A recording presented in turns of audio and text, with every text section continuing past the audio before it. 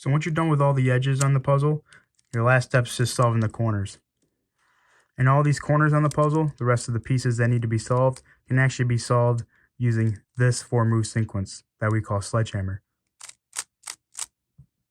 So what this algorithm actually does is cycles these 3 edges in this direction, and it will swap these 2 corners and these 2 corners. So when I do this algorithm, these 2 will switch and these 2 will switch. So when you think about it, every time you do it 3 times, it'll put all the edges in the same spot. Knowing that information, we'll actually be able to use these 2 slots to actually solve all 3 of our corners down here and eventually get the rest of the corners solved while keeping these 3 edges solved. So using these 2 slots to solve all the corners around the puzzle is actually made possible through using that. So for example, we got this piece here. We can actually do a D move instead of rotate. We can actually do just a down move, and this corner goes in between these 2 edges. So if we do sledgehammer once, it solves. But since these edges didn't go back to normal, we can actually do a down later. This piece hasn't been solved yet, so we can do sledgehammer 2 more times, and our edges will be back solved.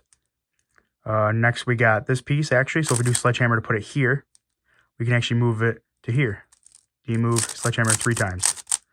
And since our edges aren't solved, that 1 slot that we have left, we do sledgehammer until our edges are solved. And we can realign it. And we have all but 1 white corner solved. Now once we've done all the corners on the white side except 1, we can pretty much do the same thing for the yellow side on the bottom here, using this slot to solve all the corners. So we got this piece right here that goes right here. We got this piece next, which goes here. This piece goes right here. And we can just do sledgehammer until our edges are back to solve. Now, if you run into a case where these corners on top got messed up, where these 2 switch, just repeat sledgehammer until those corners are solved, and then you'll be on the last step. Now, when it comes to solving the last 2 pieces here, you pretty much do the same thing as you were before. So this time you're going to hold it on your left side, and you're going to use that algorithm until this piece gets solved.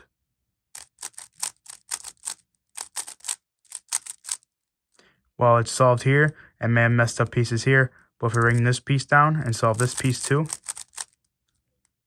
put it back, and you're done.